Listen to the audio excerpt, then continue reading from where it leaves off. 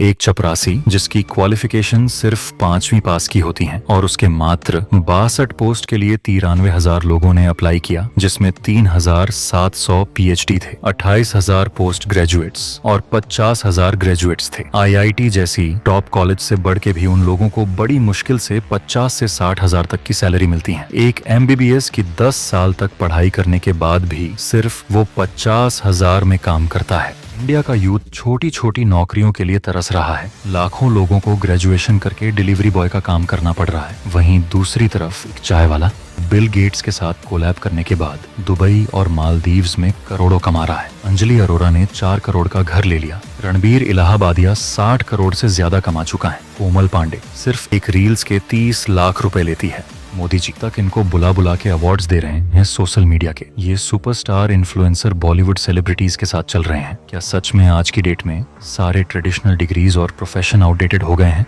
और वक्त आ गया है कि पढ़ाई छोड़ दी जाए और हम सब इन्फ्लुएंसर्स बन जाएं? जो लाखों बच्चे नीट जेईसीए और यूपीएससी की तैयारी कर रहे हैं, क्या वो बेवकूफ हैं? क्या पढ़ाई, स्कूल और कॉलेजेस की कोई वैल्यू नहीं रह गई है? क्योंकि लग तो यही रहा है। पॉलिटिशियन इनसे मिलने जा रहे हैं, पब्लिक इनको सर पे चढ़ा रही है, पैसा इतना है कि गिन नहीं पा रहे हैं, रोज नई गाड़ियां ली जा रही हैं। इंडिया में इनके पांव नहीं टिक रहे हैं। आप चाहे खुद कितने भी अच्छे स्टूडेंट क्यों ना हो या टॉप की जॉब ही क्यों ना करते हो, इन इन्फ्लुएंस की बेहताशाह अर्निंग देखने के बाद आपको भी कभी ना कभी थोड़ा सा सेल्फ डाउट तो आया ही होगा कि क्या सच में आप पीछे रह गए हैं। इस वीडियो में आपको इन सारी बातों के रैशनल, प्रैक्टिकल और ऑन बायस जवाब मिलेंगे, जो कि पिछले कई सालों की ऑब्जर्वेशन और एनालिसिस का नतीजा है और आपको हैरान कर देगा।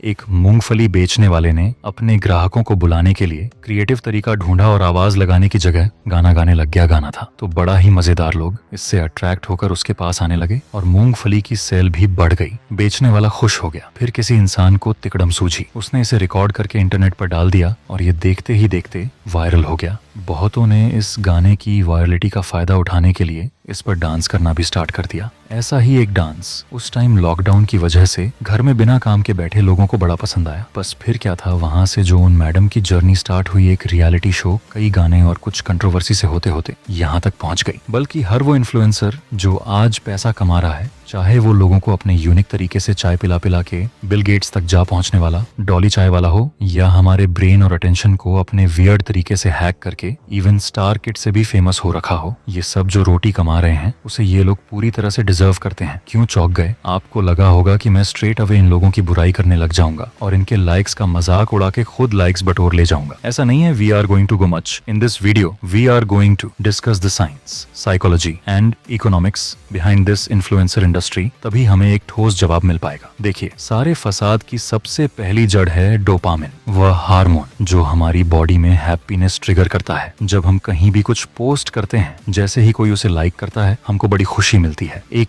किक का एहसास होता है। ये किक डोपामिन की देन है। जितने ज्यादा लाइक्स उतना ज्यादा ही डोपामिन और उतना ही ज्यादा किक। ये इन्फ्लुएंसर भी शुरू में डोपामिन के चक्कर में ही पोस्ट करना शुरू करते हैं। पूरी सोशल मीडिया इंडस्ट्री हमारा डोपामिन हैक करने में लगी हुई है। सुबह उठकर सबसे पहले हम अपने स्टेटस के व्यूज चेक करते हैं, पोस्टर्स के लाइक चेक करते हैं। ये सब डोपामिन करवाता है हमसे। हम लोगों ने पहले अपनी पढ़ाई की वजह से अपना नेटिव प्लेस छोड़ा, कॉलेज में 4 दोस्त बने, पर फिर जॉब की वजह से उनको भी छोड़ दिया। अब हमारा सोशल सर्कल इतना न्यूक्लियर और फेक सा हो गया है कि हमारे आसपास इनफ लोग ही नहीं है कि हम उनसे मिलके अप्रिसिएशन लें, और इसी वजह से हम इंटरनेट पर अजनबियों से लाइक और फॉलोअर्स के फॉर्म में वैलिडेशन मांगने लगे हैं। खैर, शुरुआत तो डोपामिन ने कर दी, पर इसको सस्टेन करता है मनी। एक मिडिल क्लास लड़का जो अपनी फैमिली से किसी तरह ले दे के पैसे मांग के इधर उधर जुगाड़ करके कोचिंग करने आया है, दिन रात लोहे की बेंचेस पे घिस रहा है, ना ही खाने का ठिकाना है उसके, ना पानी का मेंटल टॉर्चर, वो अलग हो रहा है सिर्फ इसलिए ताकि किसी तरीके से एक अच्छी रैंक ला सके। उसके तो जो ड्रॉप ईयर्स हैं वो इन इन्फ्लुएंसर्स के पूरे करियर से जाता है। कल को वो बंदा किसी जॉब में लग भी गया तो भी बहुत ज्यादा कुछ भी नहीं कमा पाएगा। खुद का एक छोटा सा घर लेने में भी उसे 15 से 20 साल लग जाएंगे। उसको मोदी जी बुला के ऐसे अवार्ड नहीं देने वाले, भले ही वह दिन रात ईमानदारी से 10 साल मेहनत करता रहे। आखिर ऐसा क्यों है कि इन्फ्लुएंसर एक रील से इतना कमा ले रहे हैं जो कि 10 जॉब करने वाले एक साल में नहीं कमा पा रहे हैं? कोई भी इन्फ्लुएंसर चैरिटी के लिए, यूथ एम्पावरमेंट के लिए या फिर इंडिया का सोशल स्टेटस सुधारने के लिए दिन रात मेहनत नहीं करता। या तो ये पैसा कमा रहे हैं या फिर उसे उम्मीद है कि वह पैसा कमाएगा। सवाल ये है कि ये पैसा आता कहाँ से है? तो देखिए, अल्टीमेट भी तो हमारी जेब से ही जाता है, बट इमीडिएटली उनको देती हैं कंपनीज, और सारी कंपनी यूथ को टारगेट करना चाहती है। तो यूथ भले कमाए कुछ नहीं, पर खर्च जम के करता है, तभी तो मोर देन 70% आईफोन EMI पर बिक रहे हैं, 80,000 के जूते खरीदे जा रहे हैं, भले ही उनमें लोगों का घर चला जा रहा है। पिछले कुछ सालों में इन कंपनीज के पास एक यूनिक प्रॉब्लम क्रिएट हो गई है, पेनिट्रेशन की। आज का यूथ टीवी नहीं देखता, YT और इंस्टा से एंटरटेन होता है, न्यूज़पेपर कोई नहीं पढ़ता, ट्विटर से सब जान जाते हैं। सारी कंपनीज को छक मार के सोशल मीडिया प्लेटफॉर्म पर आना ही पड़ रहा है, और इन कंपनीज को इन्फ्लुएंसर्स के रूप में एक ऐसा मीडियम मिल रहा है जिसकी उनके टारगेट पॉपुलेशन पर गहरी पेनिट्रेशन है। और सबसे बड़ी बात यह है, टारगेट कस्टमर बेस उन इन्फ्लुएंसर पर बहुत ज्यादा ट्रस्ट करता है। ये ट्रस्ट एक बहुत वैल्यूएबल कमोडिटी है, इसे कमाने में बहुत समय और मेहनत लगती है, और इस बात को बखूबी जानते हैं इन्फ्लुएंसर्स, जो कि अपना ट्रस्ट ट्रांसफर करने के बदले में लाखों करोड़ों रुपए चार्ज कर रहे हैं। पर आपने एक वर्ड नोटिस किया, मीडियम। जी हाँ, इन रूथलेस कंपनीज के लिए इन्फ्लुएंसर एक मीडियम से ज्यादा कुछ नहीं है, किसी भी वजह से। अगर किसी इन्फ्लुएंस पर पब्लिक का ट्रस्ट खत्म हो गया तो ये कंपनीज अपना पैसा खींचने में 2 सेकंड नहीं लगाएंगी। दूसरी तरफ वो इन्फ्लुएंसर्स हैं जो एस्पिरेशन बेचते हैं। उनकी खुद की जिंदगी चाहे कितनी भी साधारण क्यों ना हो, वो लोगों को ऐसा दिखाते हैं जैसे वो extremely successful, ultra rich, always happy life जी रहे हैं। इन लोगों को देखकर इनके जैसे जिंदगी जीने के लिए हम इनके एंडोर्स प्रोडक्ट खरीदते हैं और अपनी सारी कमाई लुटा देते हैं। इनका खेल तब तक तो सही चलता है जब तक पब्लिक इनकी सच्चाई नहीं जानती, पर जैसे ही इनका भांडा फूटता है, इनकी रीच और अर्निंग दोनों रातों रात गायब हो जाती हैं। अब आप कहोगे कि कई इन्फ्लुएंसर्स ऐसे हैं जिन पर हमको बिल्कुल भी ट्रस्ट नहीं है, ना ही वो कोई एस्पिरेशन शो ऑफ करते हैं। तो उनको सिर्फ इसलिए देखते हैं क्योंकि मजा आता है। मोस्टली जो इंस्टाग्राम मॉडल्स है या फिर क्रिंज कंटेंट बनाने वाले लोग, वो इस कैटेगरी में आते हैं। अब वो कैसे पैसे कमाते हैं? इनको जनरली ऐसी कंपनीज पैसा देती हैं जिन्हें ट्रस्ट से कोई मतलब नहीं होता। ये सिर्फ अपने टारगेट पब्लिशर तक पहुंचना चाहती है, और इनका पब्लिशर जीज टारगेट इन्फ्लुएंसर पे होता है। ये उसी ऑडियंस को टारगेट करते हैं और ये कंपनी अपना पैसा इनके ऊपर लगा देती है। कुछ इस तरह से ये इन्फ्लुएंसर पैसा कमाते हैं, जो कि भी एक लीगल कंपनी होती भी नहीं है। लालच के तहत वो इन कंपनीज पे भी पैसा लगा देती है, जो कि मोस्टली लीगल होती भी नहीं है। अब ऐसे कंट्रोवर्शियल प्रोडक्ट प्रमोट करने के चक्कर में इन इन्फ्लुएंसर्स की रीच भी कुछ हफ्तों में डेड हो जाती है, और पब्लिक भी इनसे बोर होने लग जाती है, और ये कंपनी भी इनको पैसा देना बंद कर देती है। ये जो 3 रीजंस है मनी के, इनफ्लो के, ट्रस्ट, एस्पिरेशन एंड रीच, इन तीनों के साथ में एक बड़ी प्रॉब्लम है। ये तीनों फ्रेजाइल है, कभी भी एक झटके में खत्म हो सकते हैं। टीवीएक के फाउंडर जिन्होंने ये पूरा अंपायर खड़ा किया था, पर मिटू का एलिजेशन लगा, पब्लिक का ट्रस्ट तुरंत खत्म हो गया और उन्हें अपनी ही कंपनी से रिजाइन करना पड़ गया। EIB की भी यही कहानी है, और एक टाइम पर इंडिया का टॉप चैनल आज डेड हो चुका है। गवर्नमेंट का एक रेगुलेशन आता है और टिकटॉक बैन हो जाता है, और ना जाने कितने इन्फ्लुएंसर सड़क पे आ गए थे। PUBG बैन हुआ तो उससे रिलेटेड बड़े बड़े यूट्यूब गेमर्स के व्यूज खत्म हो गए। यूके राइडर की कार वाली सच्चाई जैसे ही लोगों को पता चली,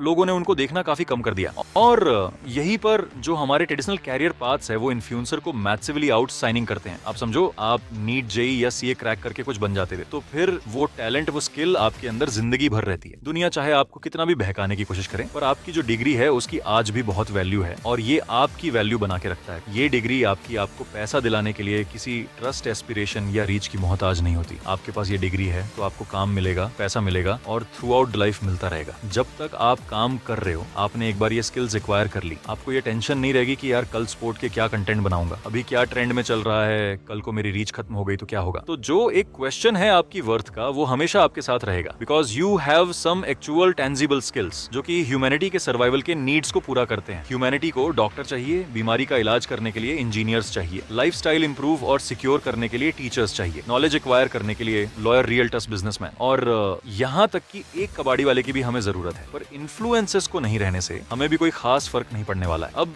यहाँ आप ये बोल सकते हो कि अगर ऐसी बात है तो फिर ये डॉक्टर्स, इंजीनियर्स इतना एक्सट्रीम अमाउंट क्यों नहीं कमा रहे जो इन इन्फ्लुएंसर्स को मिल रहा है। बात काफी हद तक सही भी है। फ्लाइंग बीच ने एक कैंपेन में इतना कमा लिया जितना एक टॉप एजेंट्स की साल भर का पैकेज नहीं। नहीं है। बियर बाइसेप्स के जितना नेटवर्थ कमाने में एक डॉक्टर को 20 से 25 साल प्रैक्टिस करनी पड़ेगी, फिर भी शायद ना कमा पाए। और इस चीज के पीछे रीजन है डिमांड एंड सप्लाई का कांसेप्ट। देखिए, जो ट्रेडिशनल कैरियर्स होते हैं वह बनते हैं कॉलेजेस से, और कॉलेजेस हर साल एक नया बैच प्रोड्यूस करते हैं। ठीक वैसे ही जैसे किसी फैक्ट्री में किसी प्रोडक्ट का नया बैच बनता है, और ठीक फैक्ट्री के प्रोडक्ट की तरह ही ये फ्रेश ग्रेजुएट्स भी अपने स्किल सेट में इक्वल होते हैं। सप्लाई ज्यादा है, डिमांड कम, इसीलिए वैल्यू उतनी बढ़ती नहीं। मान लीजिए एक टाउन में कोई एकमात्र ऑर्थोपेडिशियन है, वो महीने का 10 लाख कमा रहा है। अगर एक और ऑर्थोपेडिस्ट उस टाउन में आ गया, उसकी अर्निंग कम हो जाएगी, अराउंड 6 से 7 लाख कमाए। अभी भी वो नए से ज्यादा, क्योंकि ट्रस्ट फैक्टर तो है, पर धीरे धीरे जब सेकंड वाला भी ट्रस्ट डीएन कर लेगा तो उसकी भी अर्निंग 5 लाख के अराउंड हो जाएगी। अब अगर कोई और आ गया तो ये अर्निंग सीधे 3 लाख में कन्वर्ट हो जाएगी, बिकॉज मोर एंड लेस सारे ऑर्थोपेडिक के काम सेम ही है। वहीं दूसरी तरफ जो इन्फ्लुएंसर्स हैं, एटलीस्ट द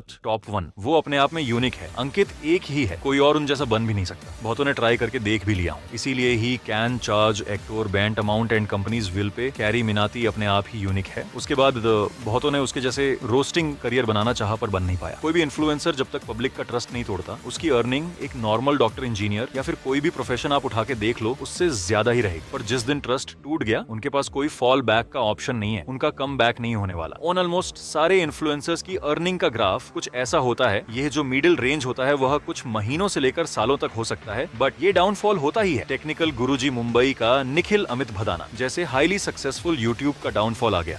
एक टाइम पर इनके व्यूज जो मिलियन से कम नहीं होते थे, आज सिर्फ कुछ थाउजेंड्स में जा रखे हैं। जितनी जल्दी इंसेस वायरल होते हैं, उतनी ही जल्दी उन्हें भुला भी दिया जाता है। जबकि वही नॉर्मल प्रोफेशनल्स की अर्निंग का ग्राफ इस तरह का होता है। शुरू में तो सारी बैच की अर्निंग एक जैसी होती है, पर समय के साथ उनका एक्सपीरियंस, स्किल सेट्स बढ़ते जाते हैं और उसी प्रोपोर्शन में अर्निंग भी बढ़ती जाती है। जो लोग सो कॉल्ड बोरिंग प्रोफेशनल्स में अपनी जिंदगी लगाते हैं, उन्हें उसका रिवॉर्ड भी मिलता है। गलती हम यहाँ ये करते हैं कि कुछ गिने चुने इन्फ्लुएंसर, जिनकी संख्या 1% से भी कम है, उनकी अर्निंग को देखते हैं और उन लाखों इन्फ्लुएंसर को भूल जाते हैं जिनकी अर्निंग एक मेहनती मजदूर से भी कम है। क्लासिक एग्जाम्पल ऑफ सिलेक्शन बायस। अगर ट्रेडिशनल जॉब्स के टॉप 1% की बात की जाए तो उनके सामने इन्फ्लुएंसर इंडस्ट्री शर्मा जाएगी। डॉक नरेश रिहान जो इंडिया के टॉप कार्डियोलॉजिस्ट हैं, 14 करोड़ पर एनाइम सैली लेते हैं। इन्फ्लुएंसर इंडस्ट्री की एक और बड़ी प्रॉब्लम है बटरफ्लाई इफेक्ट। सबसे पहली कहानी याद करिए, अगर वह सॉन्ग वायरल नहीं हुआ होता तो शायद अंजलि अरोरा खुद वायरल नहीं होती। अगर 75 हार्ड नहीं होता तो शायद अंकित बनपरिया को हम जान नहीं पाते। इसी को बटरफ्लाई इफेक्ट कहते हैं। पास्ट की कोई छोटी सी चीज चेंज हो जाए तो पूरा फ्यूचर बदल जाता है। कहने का मतलब आपके पास इस टाइप के वायरल इन्फ्लुएंस बनने का कोई रोड मैप नहीं है। इनफैक्ट किसी के पास नहीं है। कोई एक छोटी सी चीज चल गई तो हो सकता है आप रातों रात मिलियन फॉलोअर्स गेन कर लो, और अगर नहीं चल पाई तो सालों घिसने से भी कुछ नहीं होगा। कई ऐसे लोग हैं जो मोटली फेमस तो हुए, पर कोई और, तो क्या वह खुद भी अपने सक्सेस को रिपीट नहीं कर पाए पैसों से? अगर हट के बात करें तो भी इन्फ्लुएंसर इंडस्ट्री का एक बहुत बड़ा डार्क ट्रूथ है, external validation. And the biggest problem with this external validation की ये एक्सटर्नल है। इन्फ्लुएंसर्स अपने बारे में क्या सोचते हैं वह मायने नहीं रखता। दूसरे लोग इनको अच्छा समझते हैं कि नहीं, इनको लाइक करते हैं कि नहीं, सिर्फ वो मायने रखते हैं। Absolute your life is on scene. जिस दिन इनके व्यूज घटे, सबसे पहले खत्म होता है इनका डोपामिन पर। तब तक इनको डोपामिन की लत लग चुकी होती है। इसके विड्रॉल को ये कोप अप नहीं कर पाते। और गाइस ट्रस्ट मी, ये जो तलवार की धार पे चलने वाली सिचुएशन है इन्फ्लुएंसर्स की, ये इंडिया का नॉर्मल मिडिल क्लास यूथ नहीं झेल सकता। आपके पास अनलिमिटेड रिस्पॉन्सिबिलिटीज हैं, लिमिटेड रिसोर्सेस है, लिमिटेड टाइम है अपना कैरियर सेट करने के लिए। आप अभी से उसे इन हाईली रिस्की गैम्बल्स में लगाना अफोर्ड नहीं कर सकते, क्योंकि आप उन रिच ब्रैड्स में से नहीं हो कि अगर आपका इन्फ्लुएंसर कैरियर नहीं भी चला तो अपने बाप के पैसे के दम पे, बिना डिग्री बिना जॉब के, सालों साल आपकी जिंदगी लव इस तरीके से चलती रहे। आपको अपने घर की रोटी कमानी है, याद रखना। गाइस, आई सिंसियर होप कि वीडियो आपको काफी पसंद आया होगा। ये इस तरह का मेरा पहला वीडियो है और इसमें काफी मेहनत लगी है। अगर आपको मेरी बातों में जरा भी कनेक्शन फील हुआ हो तो please tell me in the comments, और कोई सजेशन हो तो वो भी लिख के जाना। I will reply to each and every one of you. और सब्सक्राइब तो जरूर कर लेना, क्योंकि अगला टॉपिक इससे भी ज्यादा गहरा है, जिसमें हम इंडिया के यूथ के सबसे बड़े प्रॉब्लम के बारे में बात करेंगे। See you there and thank you.